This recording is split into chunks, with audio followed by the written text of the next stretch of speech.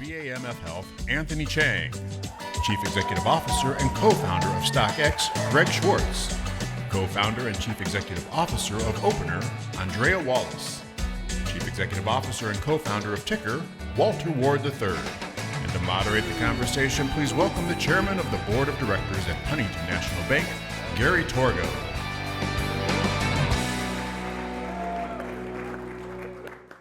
Everybody ready? Yes, Ready. sir. Great. So first, thanks to Sandy and Peter and the organizers of the Policy Conference, and of course Kresge for sponsoring today's conversation. We have 4 amazing people here. It's going to be a great opportunity. What we're here to talk about today is finding new areas of growth and innovation for the great state of Michigan, and to really understand how great new companies are coming up and what we can do as a community to support them. We're going to hear from some very accomplished panelists. I'm going to introduce them in a minute. But just to give a little context, recently Business Leaders of Michigan, which I have the honor to chair, and Jeff Donofrio is the CEO, has created an innovation economy scorecard. And what we have learned is that Michigan, as you know, probably better than anybody, ranks number 9 in research and development in the country, with universities and companies investing very deeply in new ideas. They also highlight the depth of engineering talent, growing venture capital, and regional hubs as an asset for our community. States like Colorado and Utah have been successful in using innovation, and Michigan is catching up, and it is really catching up very much because of the 4 of you. So let me give a quick introduction, and then we'll jump into some questions. First, let me introduce Dre. Hello, Dre. Good afternoon. Dre is the Chief Executive Officer of a wonderful company called Opnr. It's a tech platform revolutionizing the live music industry by helping concert organizers discover talent and selling lots of tickets, leveraging artist fan ideas and data. Under her leadership, Opnr has grown to support over 800 concert organizers and 12,000 artists nationwide. She is also a professional musician, and if you want to catch her, you can look it up under Super Dre, and she is really, really good, and it would be worthwhile to take a look. She brings a very rare combination of industry experience and entrepreneurial vision to the world of live events. Before she led Opnr, she founded Fortify, a now acquired music tech startup, and she built a decade-long career in tech, data science, and innovation. She's really doing amazing things, and we're grateful to have you on the panel.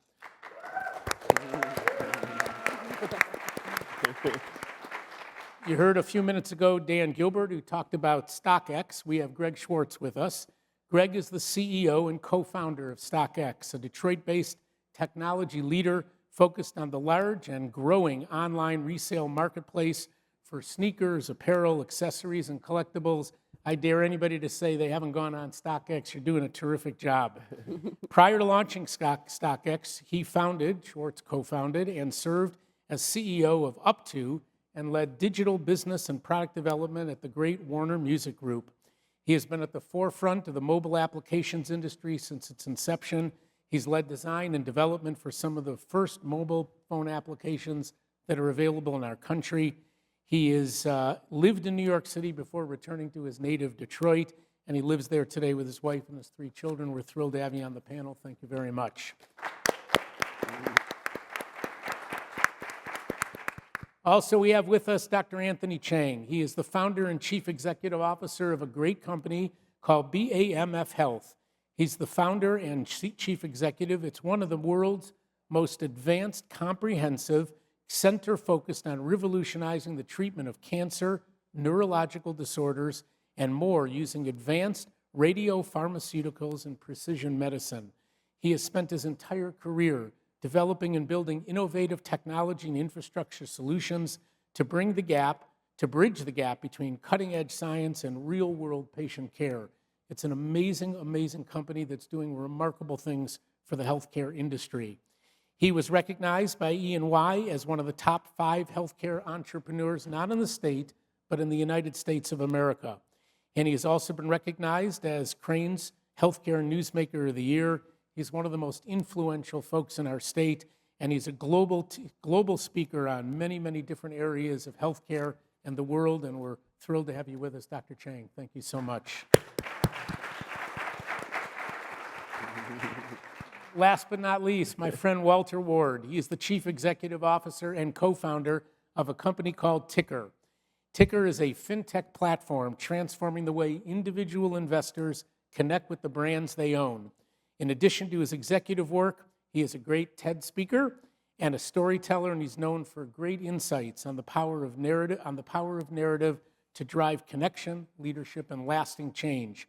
He has built a career over the last 20 years leading transformation at the intersection of strategy, innovation, and execution.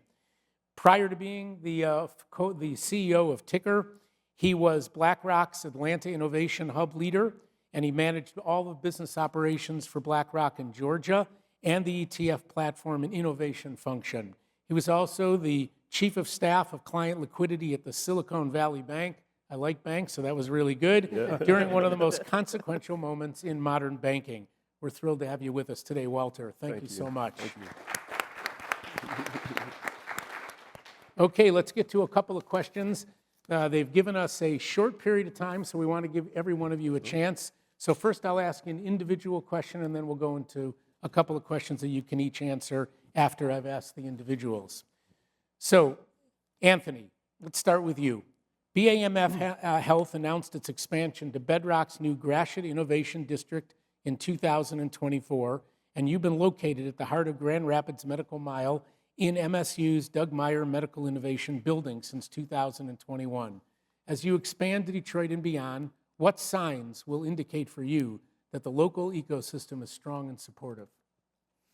I think the most important thing is going to be the mindset. I mean, what we are starting over here is not just offer another company offer a service. We're actually starting a brand new industry for the medicine and figure out a way how are we going to deliver this type of new medicine, make it accessible, affordable, and as soon as possible to every single patient who need it. Because patient, if every single day we lost lives over here. So the mindset is the most important part I'm looking for ecosystem and also for the partners. The partners need willing to be able to see big pictures and passionate, understand the mission and also agree with these kind of missions. And if they can see the big pictures and they're willing to take a reasonable risk with us in order to achieve bigger, better goods, and that's those kind of the partners I'm looking for, and in order to make big things happen. Wonderful. Yep. Dre, building a two-sided marketplace like Opnr requires a strong value proposition on both sides. In your case, it's both the musicians and the venues. Which have you gotten most right?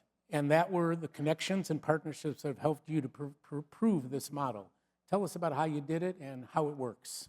Yeah, I think what we got right was, ironically, we have a two-sided marketplace, but like we really focused on our supply side of the market, which is actually not the market that we make money off of out of the gate.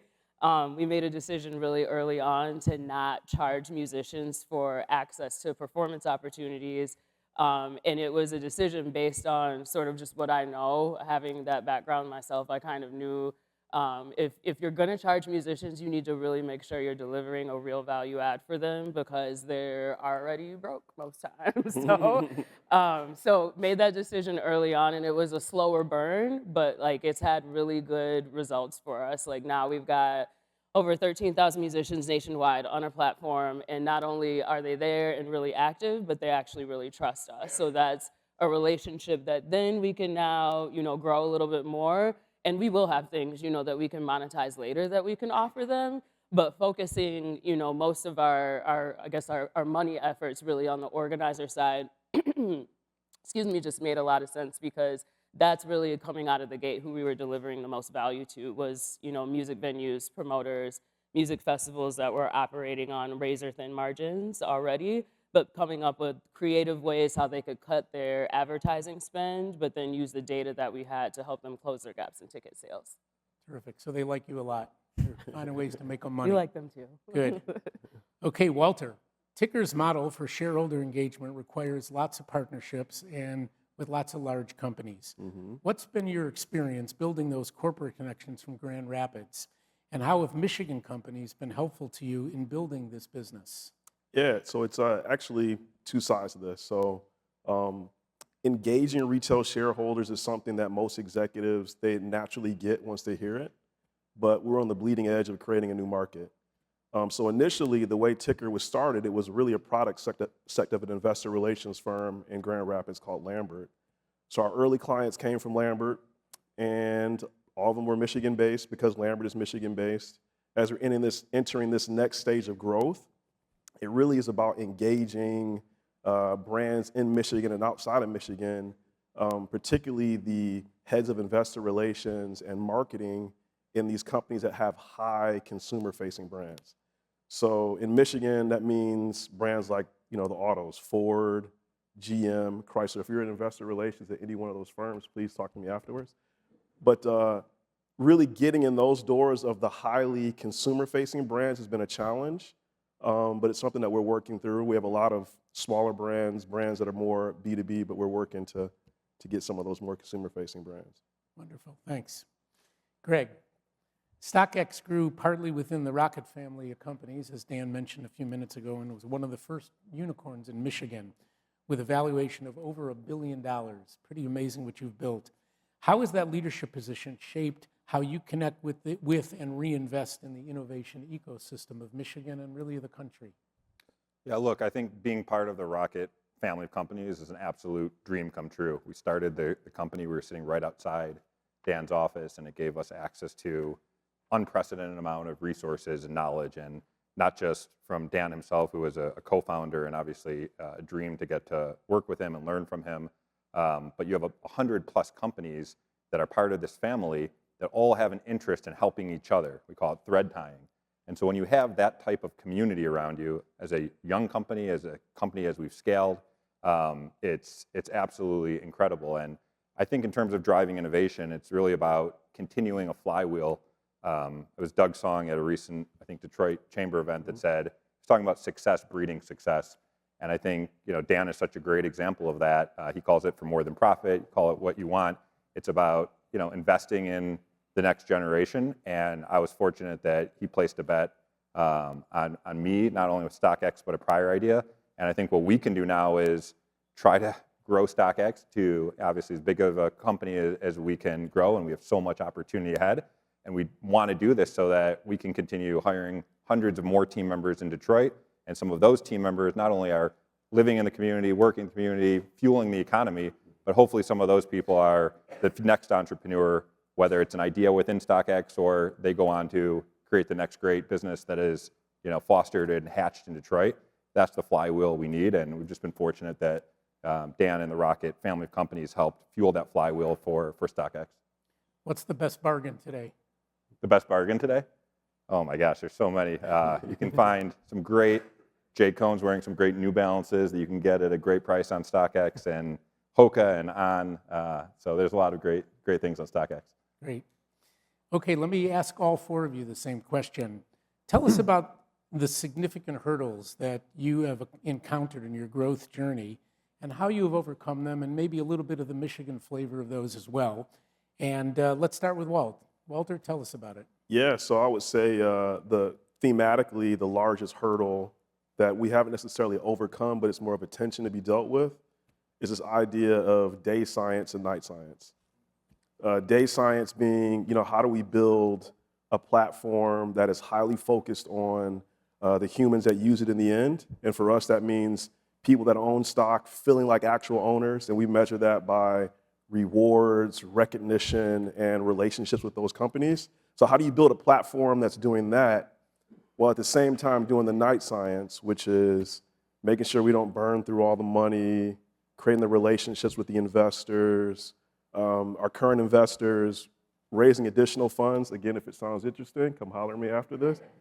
But that's really what it is. The biggest tension, more than challenge, is the day science that you got to do and the night science. And as a executive, you got to be involved enough in the day science to make sure it works. But strategically, you got to raise your eyes enough to see 6 months, a year down the road what you're going to need and create the relationships and bridges to get there first. Great, thank you. Yeah. Dre, how about you? I wouldn't necessarily say we've overcome it, but we are overcoming it. I'm probably the earliest stage company, I think, up here, and I don't know if anybody else out there is also a founder, but early stage funding in Michigan is wild. So, Yeah. you know, in the early phases of your company, there's just so much that I think living in the Midwest is already unique kind of in itself. And so I think typically what we're trying to do is cobble together this really strange capital stack, like just to jumpstart your company and then also keep it going within that first few years. And a lot of that was literally startup accelerators, pitch competition winnings, grants, you know, basically whatever we could find, like that piece of, you know, not necessarily having, you know, access to a rich uncle that can give you 250 grand to like start your business. So, but I think, like I said, I wouldn't say we've overcome it, but working on overcoming it, we've been able to be pretty creative now in how that money is raised. So again, like still access to grants, but like also started tapping like stuff like family offices, which was actually a better fit for us in a lot of cases, you know, than VC. And so, like I said, like I think it's just something that, yeah, we've just had to get really creative on it, but yeah, it's working so far. Great. Greg? Yeah, I think as I look back at the journey, it's really about overcoming a fear of failure is a hurdle that I think all entrepreneurs have to get comfortable with, and we still, within StockX, as a leadership team every day have to get comfortable with. The first couple of startups before StockX did not reach the scale that StockX has. And so as those you know, get to moderate, you know, traction but don't get to breakout success, it can be discouraging, and you can wonder, is it me, is it the business, is it, you know, what do I do? Should I give up? And I think if you use those opportunities to try to learn from what went wrong and don't let it knock you down, but stand back up and think about, you know, how you apply that to the next one, you're going to get stronger and stronger. And you know, I'm glad that we didn't give up after the first couple of startups, and there would be no StockX if we did give up. And then within StockX, we can't be complacent thinking about the scale that we have today within our core business. We have to continue to place bets, even if they are scary, even if they're risky. Failure has to be something that you get comfortable with, because if you're not, you know, confident going and tackling it, then you're not going to go and try something new. And so I think just overcoming that psychologically as a founder, as a team at each stage of scale is really critical. Great. Dr. Chang? Yeah, I think I totally agree with it. The most important part is actually the mindset. It's thinking about like a startup, there's a huge spectrum. There's a new company, like started in a brand new business in a known business field. There's a company trying to start a new model in the existing industry, and there's some company trying to start a brand new industry. In this part is that we're exploring totally unknown. That's where BAMF operated 10 years ago. Think about in 2016, talk about we were gonna start to set up 2 cyclotrons and split the atoms, create radioactive drugs, catch cancer before anybody can do right now, treat cancer nobody can treat right now, and we're going to increase the capacity up to 100 times, increase the variety of the drugs and lower the cost by 100 times. And we're gonna use AI to achieve precision medicine. You're beyond crazy. Remember at that time, we only have iPhone 6. And then we only have 1 camera behind the iPhone. So the most important part is not technology hurdle, it's not obstacles we actually facing every day trying to figure out things. It's how are you going to communicate this with people, your investors, your team members, with the right expectation, what do you get yourself into in order to explore this kind of new industry. And then so you need to communicate with the people, set up right expectation. Failure is the most common things. It's not gonna be a rare thing, so you need to get used to it. And because this is actually the right component in order for you to figure things out. So the key issue is not trying to prevent failure, it's how are you going to make efficient mistake, to make a mistake faster and learn from your mistake, figure out the answers, etc., etc. So that's the most critical part is community right set and communicate and set up mindset and also build a culture in your team and with your group.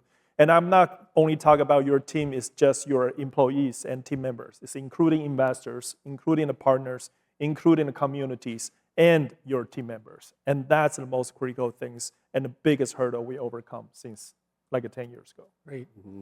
As I mentioned at the beginning of the session, Business Leaders of Michigan has created this scorecard. and it seems that Michigan is growing as a place for entrepreneurs to come, businesses to grow.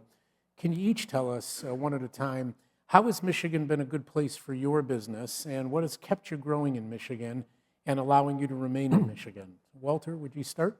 Sure. I'll say for TiiCKER, we're very unique. And again, I reference our relationship with Lambert in the very beginning. So having that relationship by default kept us here in Michigan, the clients being in Michigan. But there are tensions, so depending on what day you catch me, I'm either in Grand Rapids, Detroit, or Atlanta.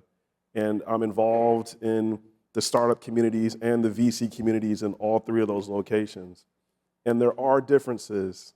And, to take a hot take, if you will, our state, our region, we really need to froth the market, if you will, at the lower end of the financing for startups at the early stage. It's communicating with the accredited investors who don't know they're accredited to let them know about syndications, to get them involved in the ecosystem more so than just startups. It's banks saying, hey, we're going to do venture debt in addition to what we do with just commercial banking.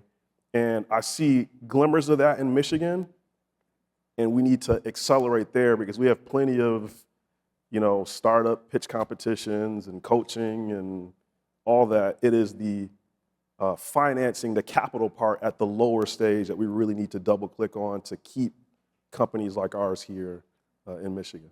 Do you see the East and the West Side working well together in that cycle?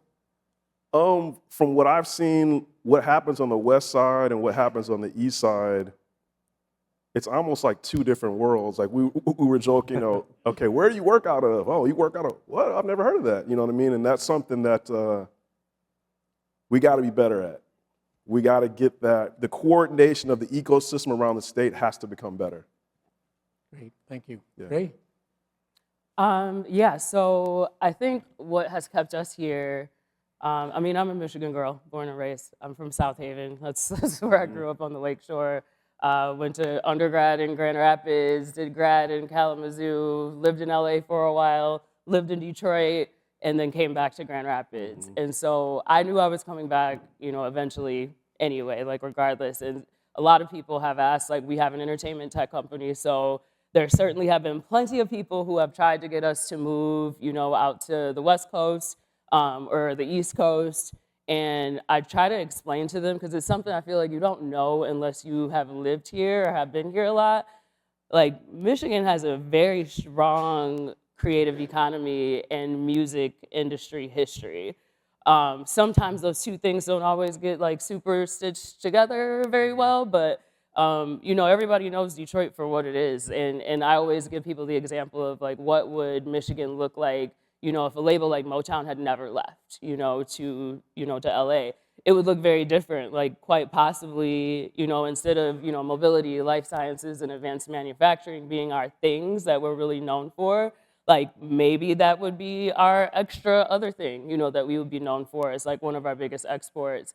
And so I think that there's just a lot of opportunity in really building that economy in Michigan, because to me, those are the things that make people want to move to a place and stay in a place. When you hear people talk about places like Austin, Texas, and why it's so great, nobody is saying because of the job that they got there working for Amazon. No, they're we love it because we love the restaurants and we love the live music scene. It's the culture that keeps people in a place. And so I like to think that, we can be a huge part of that, really offering something so that, when kids are studying music, in school, or studying music business in school, or just entertainment in general, that they don't feel like they need to leave.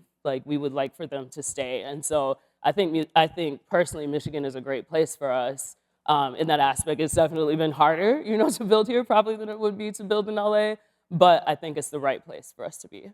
Great. Greg?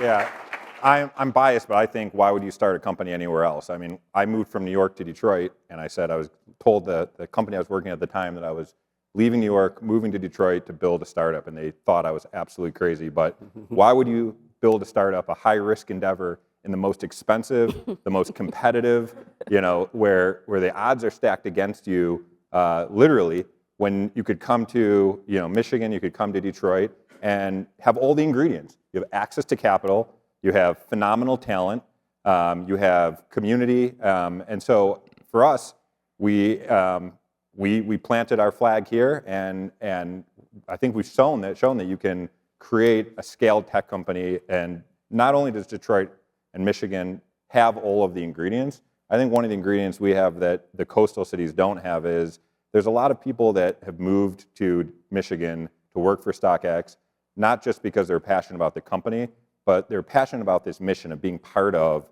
the comeback of a great American city. And it's a comeback story that has some incredible momentum behind it. And so when people got on a plane and showed up and saw what Detroit is all about, that was way more exciting for a lot of our early team members to come be part of this than go be the millionth person doing the same thing, trying to create a tech startup in one of the coastal cities. So I think we have all the ingredients. We have some things that only we have if we're doing this here in Michigan, and we need to lean into it and do a better job storytelling around it.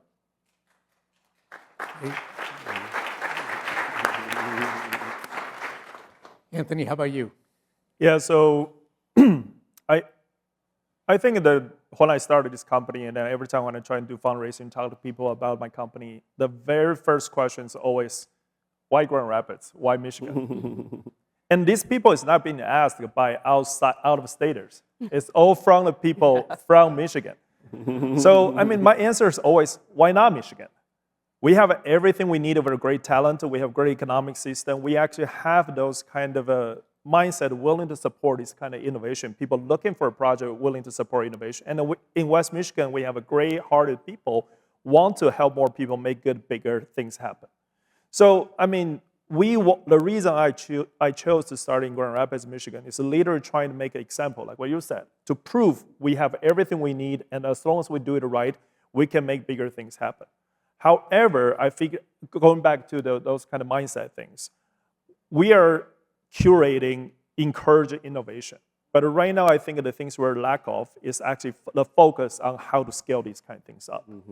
I mean, I think as long as you can see people on the stage right now, we are all platform company. Platform companies, the essence is a collaboration, partnership, and we can go really, really big. And we have to go out of one city, one state, and nationwide, even global-wise.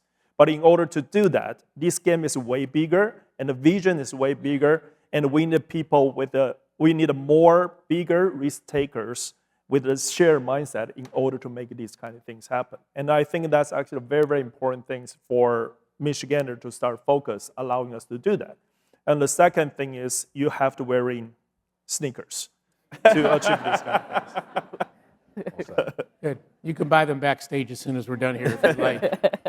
So we focus at the Chamber of Business Leaders for Michigan, at DRP, and all the organizations that are pushing Michigan.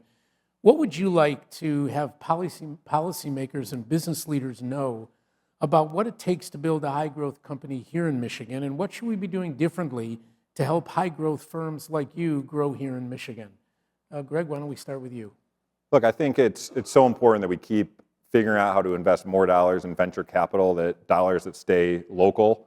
I think that, I mentioned marketing and storytelling. We can't have people in Michigan not realizing that StockX is a scaled business and each of our companies are here in Michigan, and these are examples of growth. So I think a huge part of it is going back to, startup marketing philosophy at the government level. I think if you're a young person that is growing up in Detroit or from Michigan and looking to return home, that young person, and this might not be a popular comment today in Mackinac, but they're not interested in headlines around political debate and arguing. They want to be inspired by tech, innovation, a vibrant urban core downtown where they can go out and hang out. And so investments in tech, investments in making sure that our cities are continuing to have density, and Detroit continues on the incredible track it's on. That's what's exciting for the next generation. That's what I think at a policy level we should be focusing on. And a key part of that is really making sure the storytelling is there and that we're amplifying the message. Dr. Chang? I think it's the most important part for government is actually dare to be the first, dare to be the leaders. Don't try to look at what other people has done. Think about what we can do for other people to follow. And for a lot of the innovative idea for the fast-changing environment, for tech, for the new business models, how can we create a special district, special zones, special infrastructures, allowing these kind of people with a bold idea, big idea, come here to thrive? The goal is not trying for them to being successful faster. The goal is actually allowing them to fail faster. Therefore, we can actually start to have eliminate unnecessary ideas. Idea won't work, but also can embrace bigger ideas and make sure they start from Michigan. So I think innovation is not just saying, hey, government, we want to encourage innovation. It's your entrepreneurs' jobs. A government itself, from the legislator, from the administration, the government need to embrace this idea and start set a model, do it by themselves too. Together, this will be a very, very powerful machines to build this kind of positive cycles in order to get a flywheel running. Trey, how about you? So I think it's a couple things. Not to beat a dead horse, but funding is one of them. And then I think, second is really leaning into our strengths of what we do have here in Michigan. I think from a funding perspective, particularly, again, for early stage, and this isn't so much me just talking about myself and my journey, but I'm also an entrepreneur in residence for an ESO in Grand Rapids called Start Garden. And I meet with founders all the time. So this isn't like an uncommon story, but I think it's really difficult, that first real phase, before you even maybe get to a seed round or maybe before Series A, is a very treacherous time for businesses. And thinking about leaning into the strengths of Michigan, we have some really unique qualities here. We don't brag a lot. We work really, really hard. And I think those two qualities are what make us unique. And we're also Midwestern honest in a lot of ways. And so I think that makes for one, pretty great relationships with investors because they feel like, they can trust us. But I think, really kind of backing that up for, these founders who are coming out of the gate, that first phase of when they're likely maybe they're working another job and also trying to build their business, or like I said, kind of cobbling together, money. All those things take time and they take away from your business.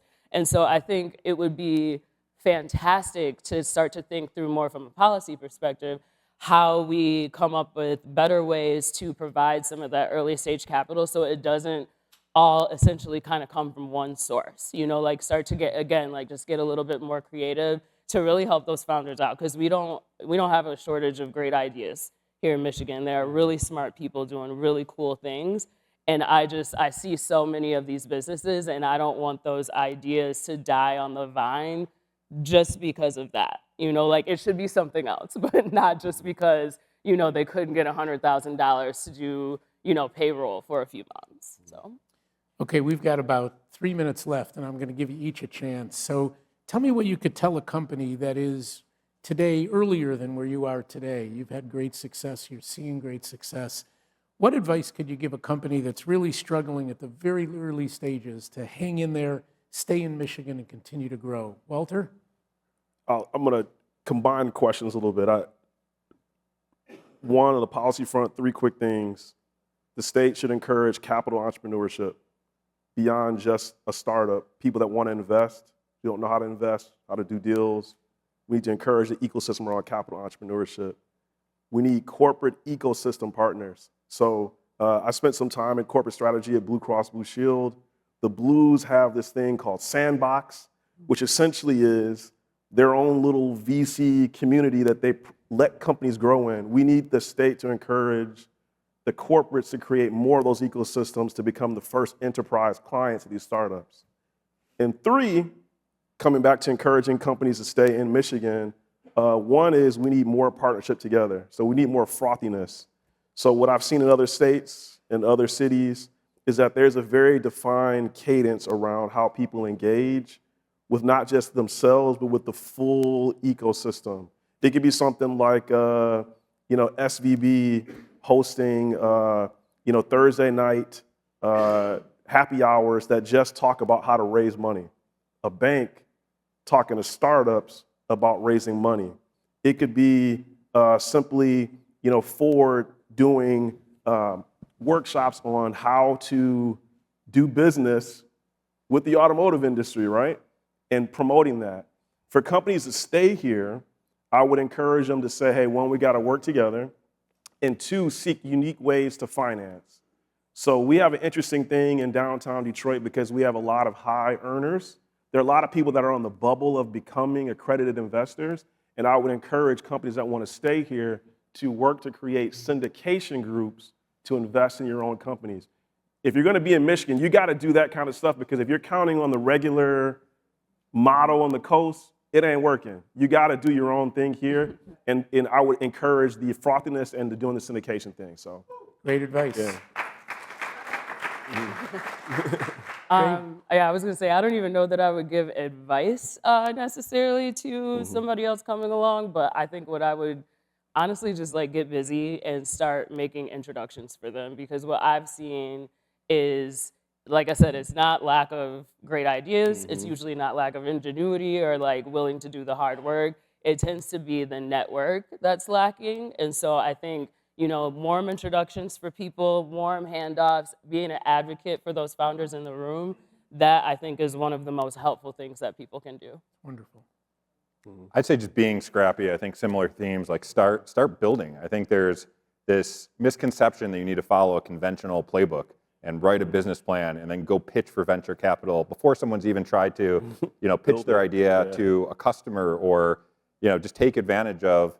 We live in a really unprecedented time right now where a business plan can be written in 5 seconds in ChatGPT, and someone that you used to need 10 engineers and that was going to need a certain amount of capital, and now you can sit down with a tool like Cursor and say, build me this, and have thousands of lines of code spit out in seconds. And this is moving so fast and so quickly that I think, what I would encourage a young person to do is be scrappy, just focus on building, trying to ship that first product, trying to find people that will buy in and join your team to ship that first product, which is more important than the old playbook of writing a business plan, trying to go out and spend all of your time raising money while someone else is sitting behind their keyboard with no experience, maybe building a tech company, and now in today's age, going and building that tech company. And so I think just being scrappy, being relentless, not giving up, and using all the tools that are available to us today to let us go further, faster, is just critical.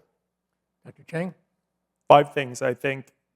Focus on your goal and trust your teammates. Don't give up. Don't die. Execute, execute, execute, and wear in tennis shoes. Great. That you buy on stock. We have a round of applause for 4 great entrepreneurs. Thank you all. Thank you. That was great. Great job.